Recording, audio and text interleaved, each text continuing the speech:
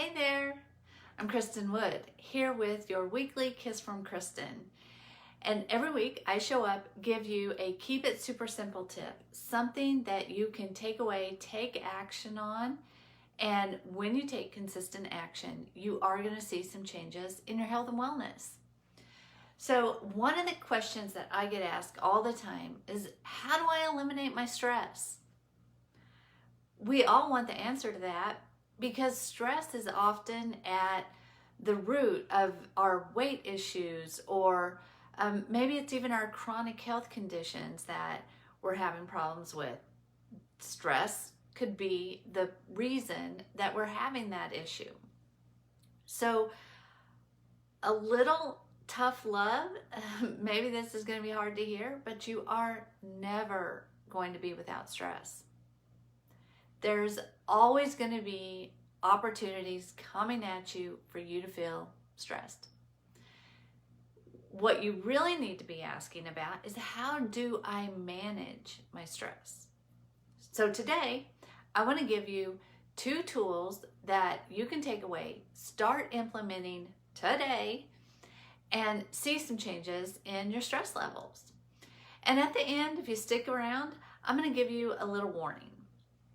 So the first tool that I want to share, actually, I need to reach for a book. Where is it? Oh, I'm back.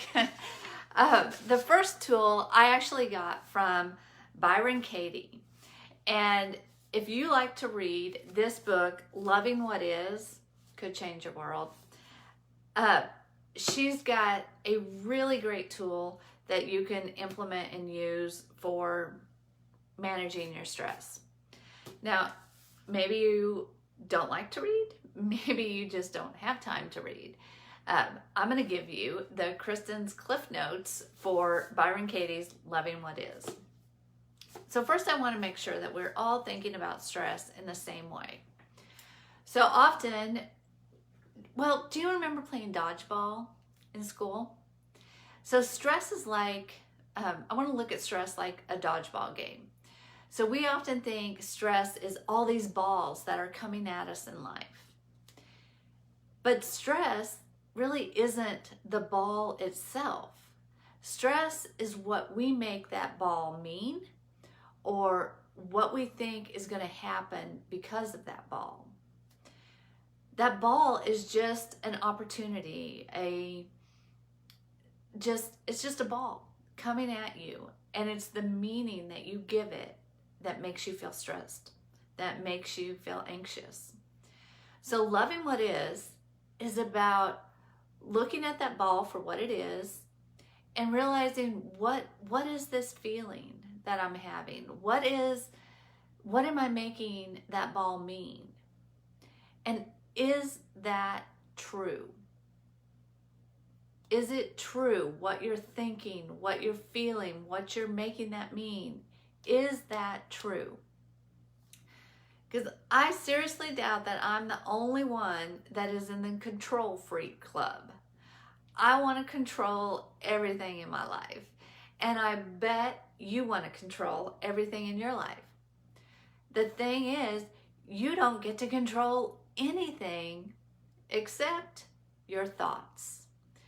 And is that not the thing that most of us don't control at all? We just let our thoughts go willy-nilly. So you get to control your thoughts. You get to decide, is this a thought that makes me feel good? Or is this a thought that makes me feel stressed and anxious? And you get to decide which one you want to think. This works like maybe you are late for work and you're stressed, you're feeling anxious. What's going to happen? Well, you being late for work is the ball. How you feel about that is that's the stress. So are you choosing to feel like, I could lose my job? Or are you choosing to look at it like, I'm showing up. I may be 5 minutes late.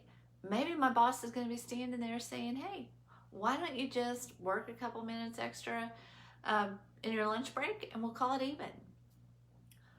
What is the thought that feels better? And give yourself permission to think that. Either one has the possibility of being true. You don't know what's going to happen. Now, maybe if you've been late the last 5 days and your boss has said the next time you're fired, you might know that's what's coming. But you knew that before you let yourself be late. So it's what is the better thought? If you know that you're going to be fired, then maybe the better thought is to start thinking about what opens up now that I don't have to go to this job that I hate going to. If you've been late every day, there's a reason. So what gets to come next? You get to have the better thought. So really take this away. And the next thing that happens today, I want you to ask yourself, is this true? Is my thought, what I'm thinking, what I'm making this mean, is that the absolute truth? Is there another thought that is just as true that would make me feel better? And give yourself permission to have the better thought. It will change everything. So that is number one. That's tool number one that you can take away, start using today. Number two, you're doing this every day anyway, and it's breathing. We do it every day, but we very seldom do it with any intention behind it. So I'm asking you for 2 minutes, twice a day, bring some intention to your breathing. I want to share with you the method of 4-7-8 breathing. That's breathing in for a count of 4, holding it for a count of 7, and then blowing it out for a count of 8. Here's the deal. Pick 3 numbers that you like and just do it.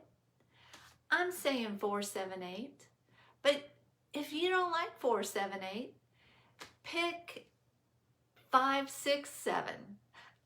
Whatever feels good to you.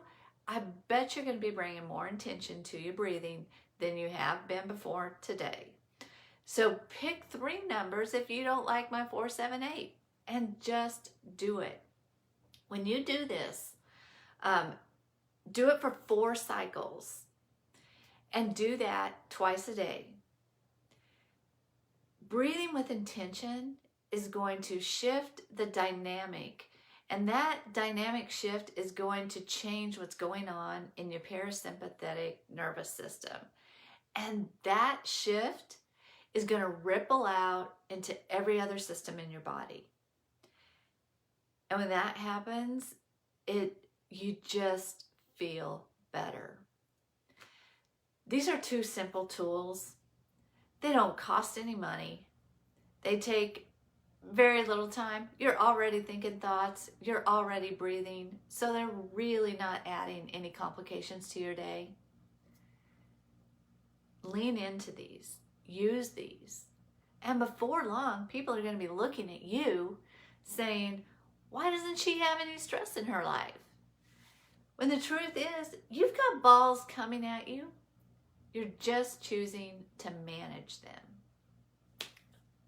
So the warning that I want to leave you with today is we can feel like we've got stress that's overwhelming us. And there are medications out there that are, the intention of the medication is to help you with your stress, to help you with your anxiety. And I want to let you know that I'm offering you a holistic, a natural way to do that. Now, if you need the medication or if you're already on the medication, that could be the best step for you. And that's between you and your doctor. I don't want to come in between that. But I want to let you know one thing about medication, that I think we go into it and we don't really have our eyes open.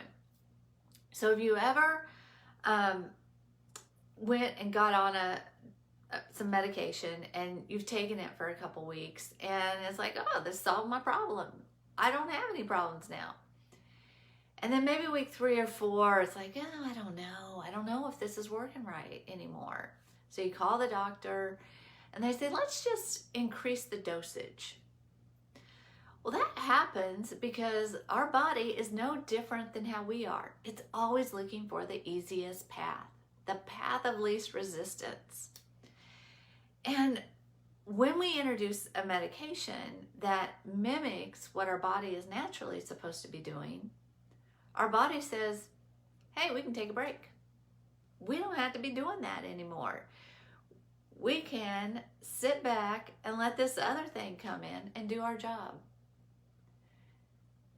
So you've got these happy, the happy hormones, the happy genes in your body. And when you add in a medication that mimics that, then your body says, I'm taking a break. I don't need to produce that anymore because we got this other thing coming in that's easy. It's the easiest path. So what I'm asking you to do is, if you feel like stress is overwhelming and you feel like your next choice is to get some medication, I'm asking you to lean in to this natural, holistic way of dealing, of managing with all the balls that are coming at you, and give it a chance. Give it a chance and see if that shift, that dynamic shift that happens in your body when you look at a situation from a different angle, see if that will give you enough help to start the ball rolling so that you don't have to go to the medication alternative. Now, if you're on a medication, don't go say, Kristin told me to get off of it. No, that's not what's being said. You know that a lot of medications come with the warning that don't cut it out cold turkey. It is to be weaned off of. And that's because your body has quit doing what God made it to do. And you need to wean off that medication slowly so that your body figures out, oh, we need to start doing that job again. So don't stop any medication routines that you're doing. That's between you and your doctor. But just know that that's what's happening in your body. And if you're not on medication and now maybe you have that warning, maybe you're more open to giving one of these natural holistic methods a chance. You've got 2 great tools here. If it feels like these aren't easy for you to do, if it feels like there's something blocking you from giving yourself the chance to use them, reach out to me. I've always got a free Unlocking Your Wellness session, and let's see what is blocking you. What can we do to move you past that block and get you going? I'm here to help you. Just reach out and ask, and I will shine the light so that you can get on your best path for your wellness and your ideal weight. That's what I'm here for. So I hope you got some value out of this. I really hope today you start asking yourself, is this true?